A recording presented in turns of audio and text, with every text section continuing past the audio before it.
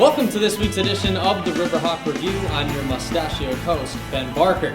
Well, if you haven't heard already, the UMass Lowell hockey team has been growing for a good cause.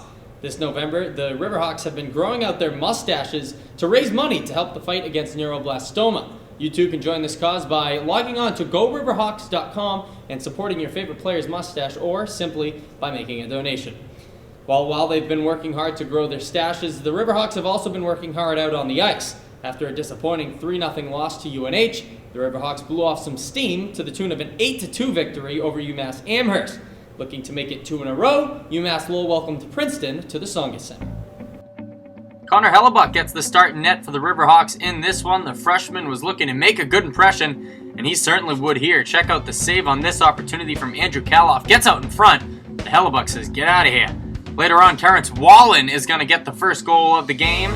That would give the Riverhawks a 1-0 lead. Check it out again. A nice pass there from Scott Wilson, and Wallen does the rest. Riverhawks up 1-0. Michael Colatone would extend that lead later on with his second goal of the year. Nice play here by the freshman. Gives UMass Lowell a 2-0 lead. Check out the replay as Colatone gets a good look and gets it to go on the deflection. 2-0 Riverhawks. Later on, Joseph Pendenza puts this one away, and Bob Ellis has the call. Holmstrom right side toward the net. Holmstrom shot safe. Rebound. Pendenza shoots and scores! Riverhawks make it 3-0. A sudden explosion lead here in the second period. 3-1's the final after the game. Norm Bazin talked about his team's victory. Well, I think it's instrumental for him to grow and develop as a goaltender. We feel that he's got potential, but he needs to play, and this was a good game for him, and at the same time it gives Dougie a little bit of a break. Surprise, surprise! Player of the game goes to Connor Hellebuck. As you saw, the freshman goaltender got the start and did not disappoint.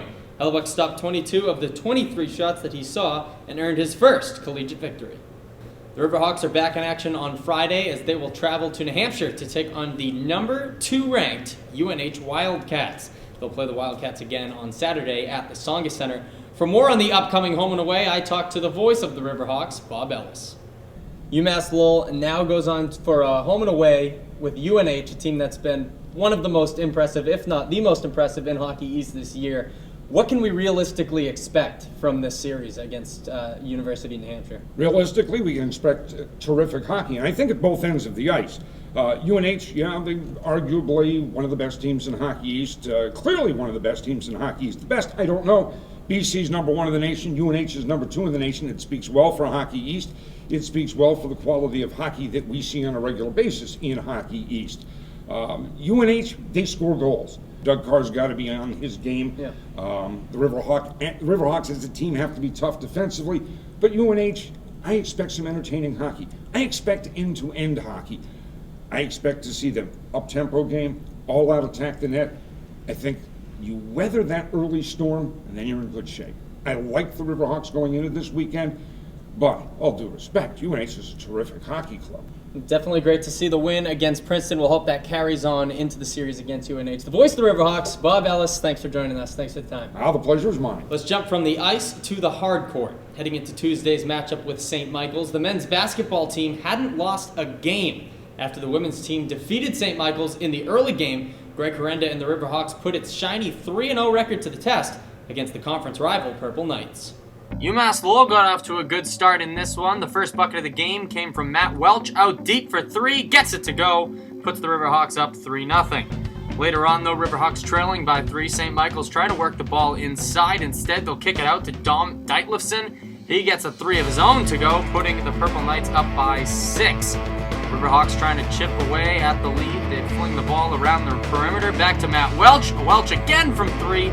That one goes, and then to end the half, Antonio Bivens trying to get UMass Lowell. At this point, they were down 10, trying to get them within 8. Gets a steal and almost throws it down. Hard foul there. He'd hit both free throws. 8-point deficit at the half. Second half now. Greg DeSantis single-handedly pulls the Riverhawks within 2 points. Hits that 3 there. And then the next bucket, that's going to come from DeSantis as well. Another deep 3 goes. Riverhawks down only 2. But then later on, final minutes of the game, Corey Crawford II has the ball at the top of the key. He pulls up for a tough jumper, gets it to go. That'll do it. UMass Lowell falls. After the game, Coach Herenda talked about his team's performance. You got to give all the credit to St. Michael's. I mean, They just came out and played hungrier. They hadn't won a game, and they wanted to win the game more than we did. You know? Sunday, the men had the day off, but the women's team looked to make it 2 wins in a row as it welcomed Queens College to the Costello Athletic Center.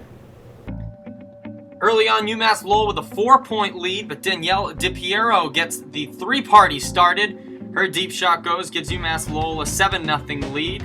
Later on, the lead's down to 5. Bria Jackson takes a deep shot. That will go, cutting the lead to 2. She had a game-high 29 points in this one.